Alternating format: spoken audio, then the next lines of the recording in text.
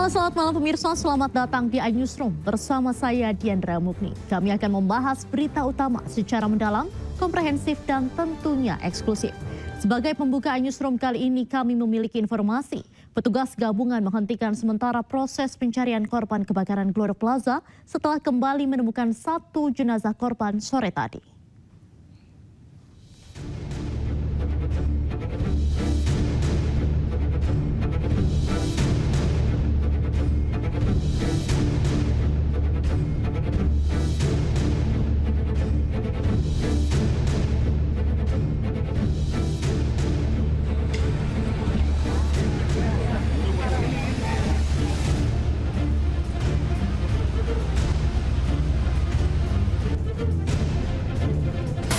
Kondisi lantai 8 Hotel Crown Glodok Plaza sudah ambruk ya. Jadi kita di sini bersama rekan-rekan dari Tambora.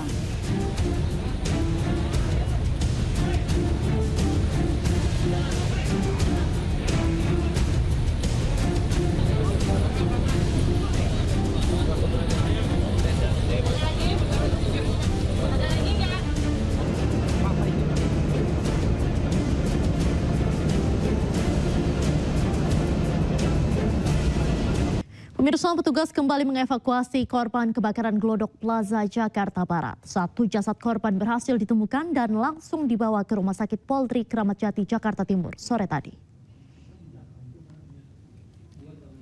Satu jenazah ditemukan dalam kondisi sudah tidak utuh. Sehingga kini total sudah ada 8 jenazah yang telah dievakuasi oleh petugas.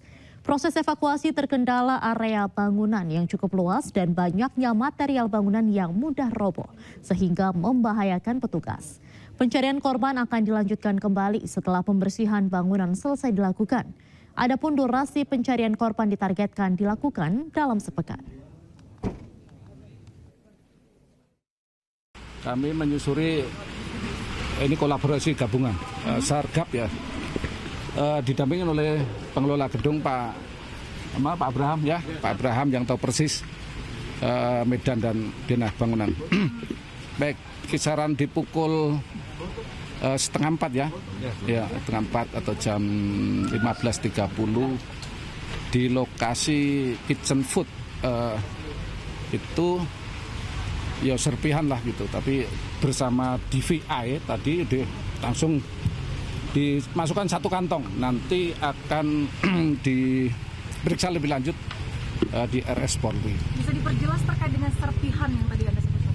Ya, ada indikasi gigi dan ada indikasi potongan daging dan kulit. Jadi memang posisinya sudah tidak utuh. Jadi masih di kisaran itu. Gitu. Artinya ini bisa saja bagian dari penemuan sebelumnya, Pak? Beda tempat.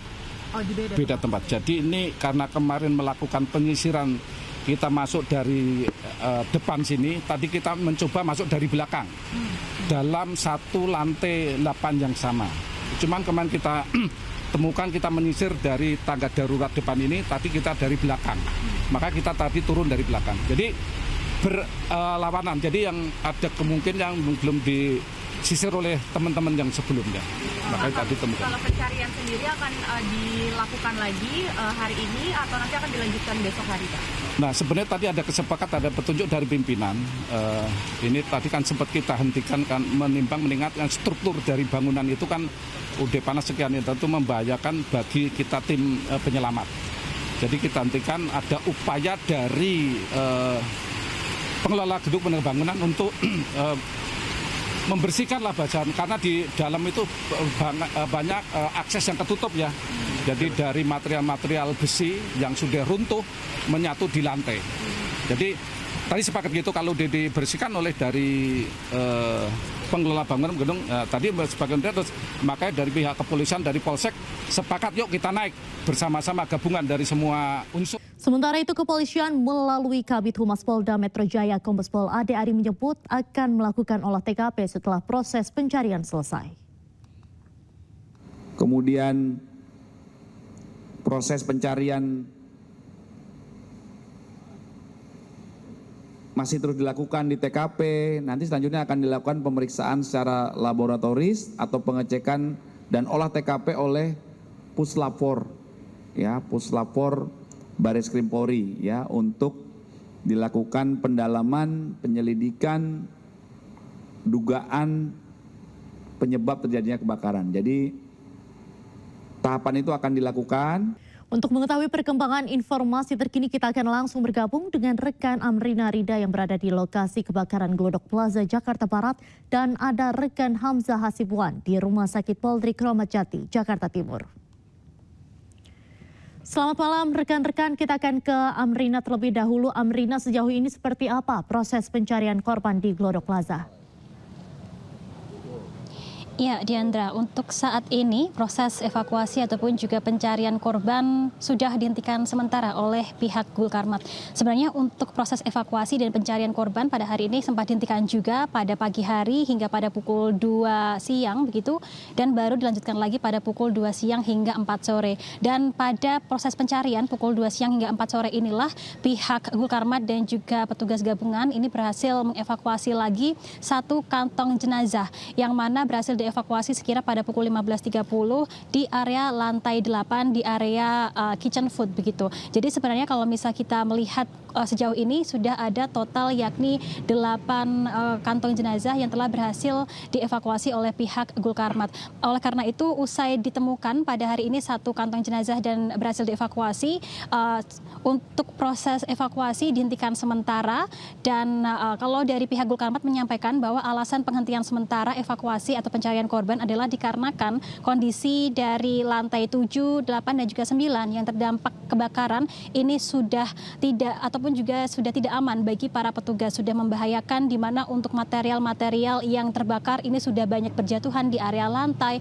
Lalu untuk di area lantai 8 dan juga lantai 9 ini juga disampaikan bahwa sudah menjadi satu begitu karena untuk area lantai 9 atapnya roboh sehingga banyak sekali puing-puing material yang bertebaran di area lantai dan jadi menghalangi penyisiran yang dilakukan oleh pihak Gulkarmat, dan dikirakan ataupun juga diperkirakan apabila tetap dilanjutkan dengan kondisi seperti itu di mana struktur bangunan juga sudah rapuh akibat kebakaran, maka ditakutkan akan justru membahayakan pihak petugas. Oleh karena itu dari pihak Gulkarmat tadi menyampaikan bahwa mereka sudah berkoordinasi dengan pihak pengelola Glodok Plaza untuk nantinya pihak pengelola melakukan pembersihan terlebih dahulu. Jadi nanti pihak pengelola sudah dikoordinasikan untuk melakukan pembersihan di mana dalam proses pembersihan ini 100% dilakukan oleh pihak pengelola sehingga dari pihak Gulkarmat lalu juga petugas gabungan ini tidak ikut serta dalam proses pembersihan tersebut. Dan untuk informasi terkait dengan kapan proses pembersihan ini akan dilaksanakan begitu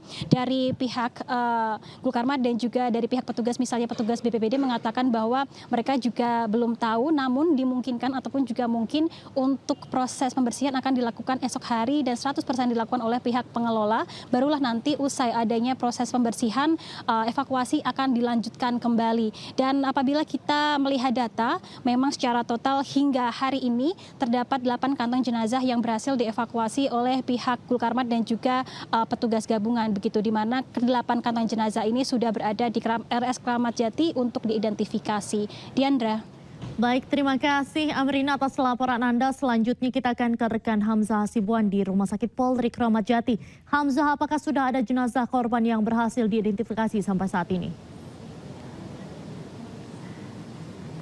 Ya, Diandra dan juga pemirsa, saat ini sudah ada sekitar 5 jenazah yang dilaporkan oleh pihak RS Polri Kramat Jati yang sudah memasuki tahap pemeriksaan DNA. Selain itu, pada Sabtu sore sudah ada 1 kantong jenazah lagi yang hadir di RS Polri Kramat Jati, sehingga sudah ada sekitar 8 kantong jenazah yang tiba di RS Polri Kramat Jati sejak Kamis kemarin. Selain itu, pihak kepolisian ini juga masih melakukan identifikasi lebih lanjut melalui cara postmortem dan juga antemortem, di mana postmortem ini dilakukan dengan cara memeriksa ciri-ciri dan juga identitas dari korban yang ditemukan melalui sidik jari, kemudian ciri gigi geligi dan juga DNA. Selain itu, cara antemortem ini juga dilakukan dengan cara pemeriksaan yang disesuaikan dengan laporan dari pihak keluarga maupun kerabat dari korban yang ditemukan di TKP Glodok Plaza, Jakarta Barat. Selain itu dapat kami sampaikan bahwa sejak siang tadi maupun hingga sore sore ini sudah ada sekitar 13 pihak keluarga yang memasukkan laporan dan juga data terkait identitas dan sampel DNA dari para korban yang dilaporkan hilang, yaitu sebanyak 14 korban hilang. Ini sudah ada 13 diantaranya pihak keluarga melaporkan dan satu pihak keluarga ini merupakan warga dari Malang, di mana sampel DNA dan juga identitas korban ini disampaikan ke rumah sakit yang ada di Malang yang nantinya juga akan diantar ke RS Polri Kramat Jati. Diandra dan juga pemirsa, bahwa tes DNA ini dilakukan oleh pihak kepolisian dikarenakan kondisi tubuh korban yang ditemukan dari TKP kebakaran Glodok Plaza ini sudah tidak utuh. Selain itu, material dan juga puing-puing dari gedung yang terbakar ini menempel di tubuh korban sehingga menghambat pihak kepolisian untuk memeriksa identitas korban secara visual. Nantinya pemeriksaan DNA ini disebut oleh pihak kepolisian akan memakan waktu selama 7 hari ke depan. Nantinya identitas dari korban ini akan didapatkan dan juga akan dikembalikan kepada keluarganya masing-masing. Sementara itu, Diandra. Baik, terima kasih Hamzah Hasibuan langsung dari Rumah Sakit Polri Kramat Jati, dan sebelumnya ada Amrina Rida langsung dari Glodok Plaza. Terima kasih rekan-rekan, selamat malam dan tetap berhati-hati. Pemirsa, rekan kami Abraham Silaban secara eksklusif menelusuri puing-puing kebakaran Glodok Plaza. Saat penelusuran ditemukan 2 jenazah korban. Saya udah bersama tim saya, disebutnya Bintara penyerang 1, penyerang 2. Inilah anggota saya yang pertama kali menemukan korban. Saat ini catat pukul berapa ditemukan lagi 1 korban. 1 korban. Malam tadi saya catat pukul 6:29. Ya, kita menelusuri melalui tangga darurat namanya. Ya, tangga darurat. Jalur evakuasi. Jadi dari kemarin pagi jam 08 sampai saat ini nanti jam 08 kita upload lagi. Lantai yang terdampak begitu parah itu dari lantai 7 sampai ke 9. Tapi pada prakteknya api itu sudah sampai turun ke lantai 4. Ya, lantai ke bawahnya. Kita bisa lihat di sini, Pak? Boleh, ya. Ini ada anggota kami yang sedang melakukan proses pendinginan. Proses pendinginan masih dilakukan. Ayo, coba lihat sebentar. Lantai 4 di Glodok Plaza. Saya Silaban, saya bersama dengan Pak Joko dan tim pemadam kebakaran ada di sini. Luar biasa. Coba ditunjukkan. Ini gedung sebelah, parkiran. Ada mobil ya, Pak ya? Parkiran aman. Jadi di sana Anda bisa lihat itu. Ada mobil yang terparkir juga kelihatannya hangus terbakar ya, Pak? Aman. Ya, kita Jadi 24 jam. 24 jam secara rolling gantian anggota melakukan pemadaman dan penyisiran. Luar biasa Pak Joko, ada Pak Dadang, Pak Denny, ya. Dan semua tim yang terus bertugas di sini. Nah, kalau kita lihat. Nah, parkiran aman. Coba sebentar di sini. Nah, kita lihat nih. Oh, ini ruangan parkiran nih. Aman itu mobil. Aman. Semua unit. Sekali itu mobil aman. Iya. Tidak lecet sedikit pun ya Pak ya. Aman. Jadi dipastikan semua kendaraan yang ada di ruang parkir aman. Aman Pak. Ya Pak. Mari Pak. Kita menuju ke atas. Kanan tambah dikit lagi dari belakang. Cepat. Sudah mulai tekor. Semacam lobby ya? Lobby bukan ya? Lobby ini. Oh, ada 2 yang ditemukan di sini ya Pak ya. Oke. Sekali lagi sobat, seperti yang diterangkan pada saya, 1 ada di atas ditemukan dan ada 2 di dalam ya Pak. Di sini Pak. Oke. Apa sih maksudnya Pak? Oh, tidak harus masuk dalam, apa-apa Pak. Tapi yang dijelaskan tadi Pak, dari sini saya ingin lihat sedikit Pak. Oke, dari sini ya Pak. Dari sini ya Pak. Mau lihat jelas lagi, ada lagi bangunan. Bangunan lagi. Ini nggak apa-apa, kita nanti tunjukkan. Belum masuk. Masuk kan? Oh, Masuk sih. di sini ruang gantinya, ayo teman-teman. Oh. Agak mundur sedikit kita.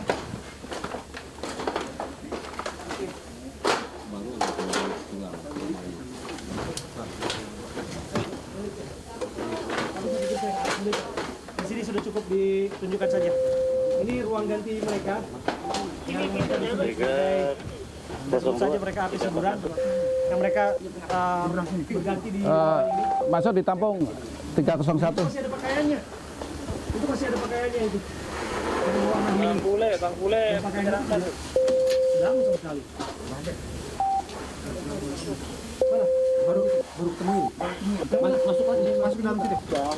Dengan segala hormat kami kita menemukan Saya udah Ini ditutup aja ya. bagian tubuh. Itu tutup aja beda ya. Bagian tubuh. Beda kan kantong. Istirahat. Oke. Kan kantong. Kita menemukan bagian tubuh. Udah, istirahat aja, istirahat. Jadi ini Jangan naik satu jenazah ya Pak, hitungannya ya Pak ya. Lelah dia. Satu jenazah, ada satu jenazah lagi persis. Istirahat. Lelah dia. Ada dua ya Pak. Pelan-pelan loh kalau turun, Rick. Oke. Bawa baterai nggak? Ya, tanpa mengurangi rasa hormat kami kepada keluarga yang terus mencari, kami menunjukkan kepada bahan-bahan gaspol gitu, jadi pemirsa semua inilah hanya antepnya aja. petugas yang berjibaku untuk mencari Bang Tanto, korban-korban hilang. Petugas pemadam kebakaran. Yang sekali lagi saya harus sebutkan mereka adalah pahlawan. Itu ditemukan gitu di lantai berapa? Dengan posisi yang sama kepada di lantai 8. Di sana evakuasi dilakukan di sebelah kanan saya. Oke. Ya, dengan segala hormat saya tanpa mengurangi rasa hormat saya kepada Yang tadi pagi ditemukan yang berduka lagi dan lagi ya, mereka punya keluarga dan mereka menjadi korban di sini. Disebutkan ada 11 yang masih dilaporkan hilang. Dan jadi begini, begitu sulit memang mengidentifikasi jenazah ini karena yang kami temukan di sini adalah sekali lagi untuk mengambil. Jadi tolong untuk anggota ditandai aja, jangan diambil atau dimasukkan ke kobaran api yang begitu panas. Jadi menunggu tim kedokteran dari kepolisian Pak Joko. Melulu lantakan lokasi ini. Tanam di mana? Untuk menuju ke lantai 8 ini sungguh perjuangan. Kalau mau balik lagi nanti balik turun, balik lagi ke atas, tentunya menguras tenaga. Ada titik api. Berarti kalau dari sini kita masih bisa ada potensi.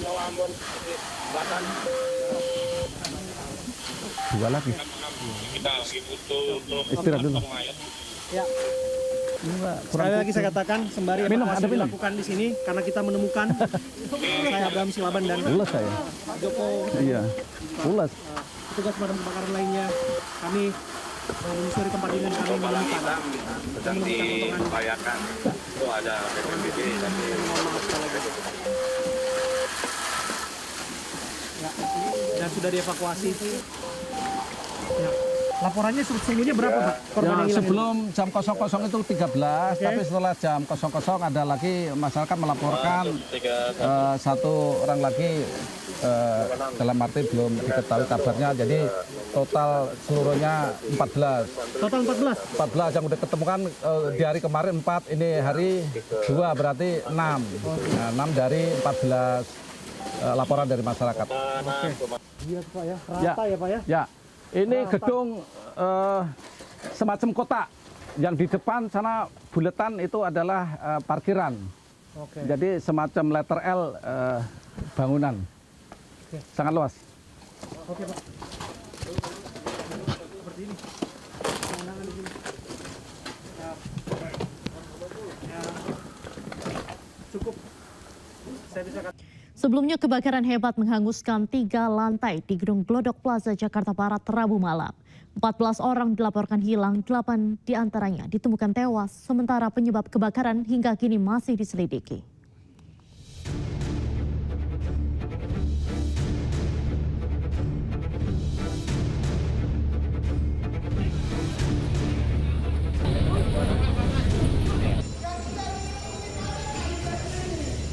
Di dalam disko udah besar. Inilah detik-detik saat api pertama kali muncul di diskotek Tiara yang terletak di lantai 8 Gedung Glodok Plaza Jakarta Barat Rabu malam. Bunyi alarm menggema di seantero gedung sementara petugas berupaya memadamkan api.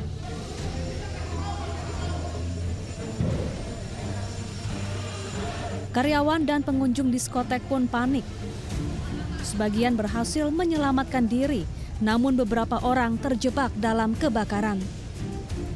Api pun padam setelah 12 jam pemadaman. Namun hingga kini proses pencarian korban masih terus dilakukan.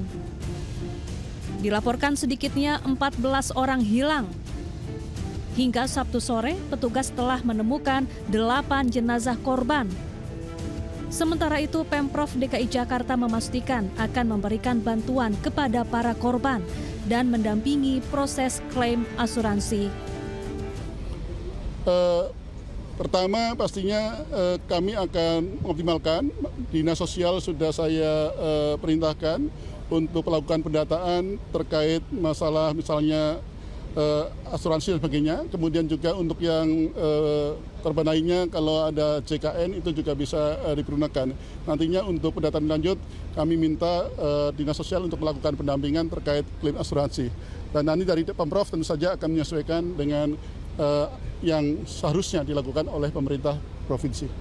Pastinya kita akan review ya terkait kebakaran ini, kita evaluasi dari berbagai variabel, dari berbagai aspek gitu ya. Itu menjadi hal yang harus kita lakukan juga. Nanti kami akan rapatkan juga, tentu saja juga bersama stakeholder yang terkait.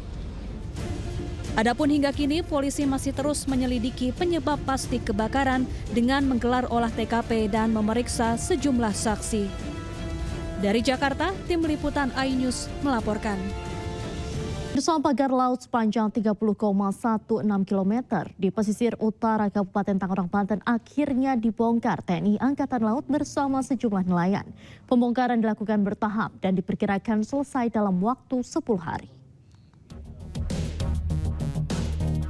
Sempat viral dan dinilai mengganggu aktivitas nelayan, pagar laut sepanjang 30,16 km di pesisir utara Kabupaten Tangerang, Banten akhirnya dibongkar. Lebih dari 600 personel TNI Angkatan Laut dikerahkan dibantu sejumlah warga yang berprofesi sebagai nelayan. Pembongkaran ditargetkan 2 km per hari dan diperkirakan akan selesai dalam waktu 10 hari. Panjang pagar yang membentang di 16 desa dan 6 kecamatan dan kondisi cuaca yang bergelombang menjadi kendala pembongkaran. Sepertinya tidak mungkin kalau 30 km itu akan kita laksanakan dalam 1 hari. Ya, kita akan atur mekanismenya, minimal target saya hari ini 2 km. Seperti yang saya sampaikan tadi, kesulitan kita lebih mudah menanam daripada mencabut. Ya, apalagi kalau yang sudah ditanam ini sudah jangka waktu sampai berbulan-bulan, itu akan lebih menyulitkan kita untuk pencabutan. Tapi target kita hari ini minimal 2 kilo bisa kita cabut. Pembongkaran pagar ini atas perintah Presiden Prabowo untuk memberikan akses dan kenyamanan bagi nelayan ketika sedang pergi melaut. Dari Kabupaten Tangerang, Banten, tim liputan iNews melaporkan. Sebelumnya pagar laut juga ternyata ada di Pelabuhan Paljaya area alur laut Tarumajaya, Kabupaten Bekasi. Setelah disegel KKP, pihak pembangun pagar laut menegaskan sudah memiliki izin dari pemerintah Provinsi Jawa Barat.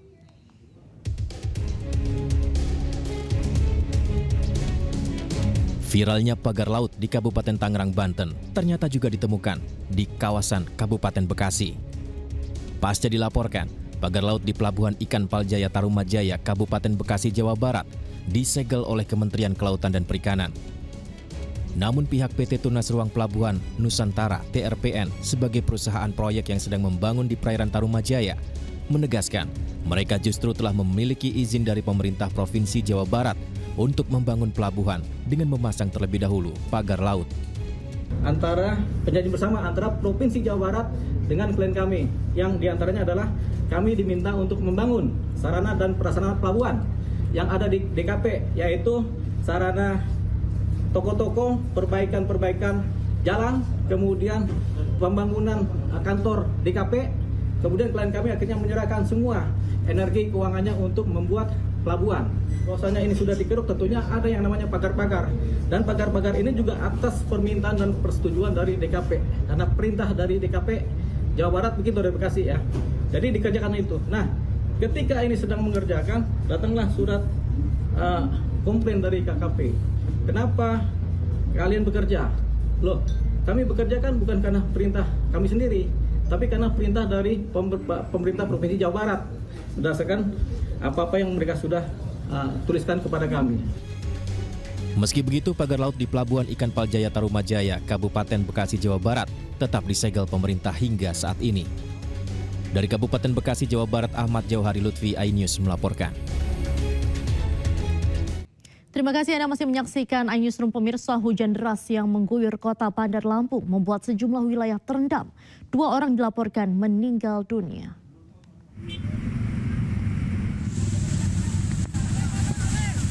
19 titik di 10 kecamatan di Bandar Lampung terendam banjir usai hujan deras pada Jumat sore. Kondisi terparah ada di Kecamatan Panjang dan Teluk Betung Selatan.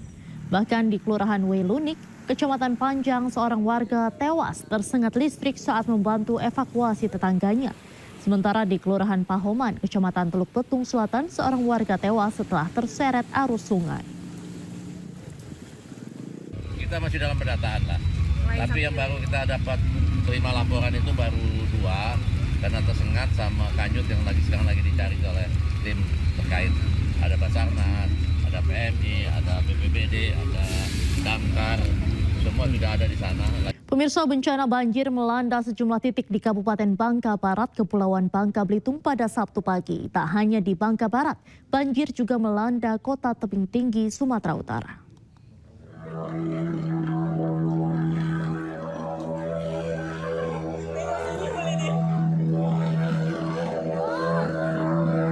Curah hujan tinggi menyebabkan banjir pada sejumlah titik di Kabupaten Bangka Barat, Provinsi Kepulauan Bangka Belitung.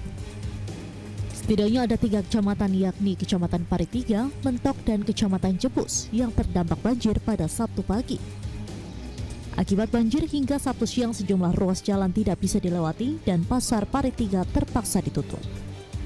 Namun tak sedikit pengendara nekat menerobos banjir yang memiliki ketinggian rata-rata sepaha orang dewasa.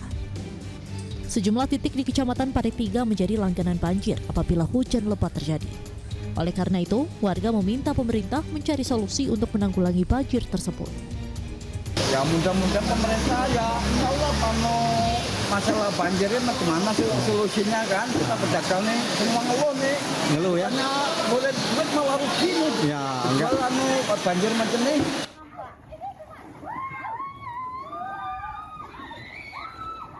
Sementara itu di kota tebing tinggi Sumatera Utara, ratusan rumah terendam banjir akibat luapan Sungai Bahilang. Banjir merendam 2 kecamatan. Banjir terparah berada di Kelurahan Mandailing dan Kelurahan Persiakan dengan ketinggian air mencapai 1 meter lebih. Seluruh aktivitas warga pun terganggu akibat banjir yang melanda wilayah ini. Diketahui air mulai menggenangi rumah dan jalan sejak Jumat sore sekitar pukul 18.00 waktu Indonesia Barat dan meluap hingga Sabtu pagi. Banjir kali ini merupakan yang pertama di tahun 2025. Sungai Bahilang meluap akibat hujan di hulu dan hujan lebat yang mengguyur kota tebing tinggi. Dari Bangka Barat, Bangka Belitung, dan tebing tinggi Sumatera Utara, tim liputan iNews melaporkan. Kita beralih ke informasi lain, pemirsa. Setelah melakukan pencarian selama 2 hari, akhirnya tim SAR menemukan mobil yang ditumpangi oleh Purnawirawan Jenderal yang tenggelam di perairan Marunda, Jakarta Utara. Mobil itu diangkat dan tidak ditemukan korban lain di dalamnya.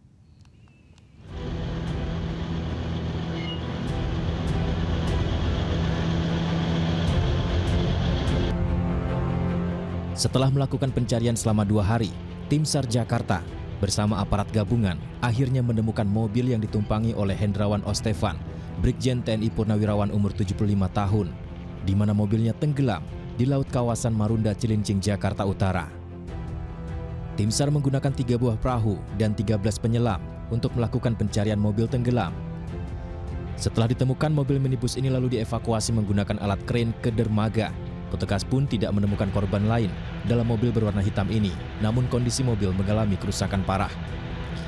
Pencarian sempat terkendala dengan ombak dan arus bawah laut yang sangat kuat.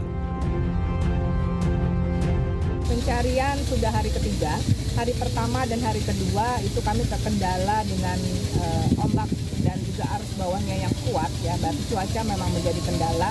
Dan hari ini memang lautnya sangat tenang sehingga kita bisa menyelam dengan bisa lebih maksimal, sehingga dengan tadi dimulai jam 8.55 sudah menemukan objek tersebut. Oke, artinya kurang dari 1 jam sudah ditemukan gitu ya? Ya. Sebelumnya diberitakan jenazah Brigjen TNI Purnawirawan Hendrawan Ostefan ditemukan di kawasan Laut Marunda. Petugas kemudian melakukan pemeriksaan CCTV dan terekam mobil yang dikendarai korban melaju ke arah laut dan tenggelam. Dari Jakarta, Helmi, iNews melaporkan. Pemirsa, aparat kepolisian segera melakukan pemeriksaan terhadap mobil milik Brigjen TNI Purnawirawan yang tenggelam di laut kawasan Pelabuhan Marunda. Mobil ditemukan berjarak 5 meter dari titik jatuh dengan kedalaman 6 meter. Telah ditemukan mobil yang diduga dikendarai oleh Brigjen TNI Purnawirawan yang ditemukan dalam keadaan meninggal dunia beberapa waktu yang lalu. Sebuah mobil sedan hitam Toyota Vios dengan nomor polisi B1606 LB. Ya, upaya pencarian oleh tim gabungan membuahkan hasil. Kami mengaturkan rasa syukur ya. Selanjutnya mobil ini akan dilakukan pemeriksaan secara laboratoris, dilakukan olah TKP, dilakukan penelitian pendalaman oleh Puslapor Polri. Ya, tadi tim gabungan yang menemukan adalah dari Basarnas, didukung dan di backup oleh rekan-rekan dari Direktorat Polair Polda Metro Jaya serta Polres.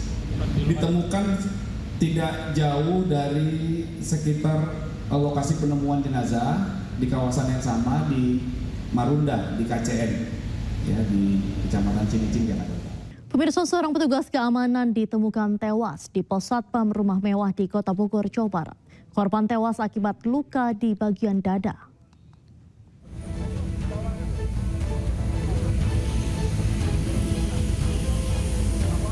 Seorang satpam berinisial S 36 tahun ditemukan tewas di tempatnya bekerja di Jalan Lawang Gintung, Kecamatan Bogor Selatan, Kota Bogor, Jawa Barat. Diduga korban tewas dibunuh majikannya usai berselisih dengan terduga pelaku di rumah mewah yang merupakan tempat jual beli mobil bekas. Aparat Polresta Bogor Kota yang datang ke lokasi melakukan olah tempat kejadian perkara. Pihak kepolisian juga belum dapat memastikan motif pelaku menghabisi karyawannya. Hasil penyelidikan, korban tewas akibat luka senjata tajam di bagian dada dan perut. Polisi telah mengamankan 5 orang saksi dalam kasus pembunuhan tersebut. Oh, orangnya begitu Pak, emang ada stres. Oh gitu, stres seperti apa? Stresnya bisa diceritain nggak maksudnya? Stresnya penyakit atau memang dia temperamen? Temperamen juga, penyakit juga. Jadi emang udah watak emaknya turunan dari emaknya juga kan. Dia kayak belakangan mental gitu orangnya. Dia pernah diapain sama? Ya, sering disiksa, ditipukin segala macam. Kalau salah jalan saya, dulu kan saya supirin dia. Saat ini semuanya yang ada di rumah itu sudah kita amankan semua. Ya, saat ini masih proses dimintai keterangan, ya mudah-mudahan kita bisa mengerucut ke salah satu pelaku. Nanti kita update kembali. Berapa orang diamankan saksi? Saksi tadi ada 4, ada 5 orang yang kita amankan tadi. Guna kepentingan penyelidikan, jasad korban dibawa ke Rumah Sakit Polri Kramat Jati untuk kepentingan otopsi.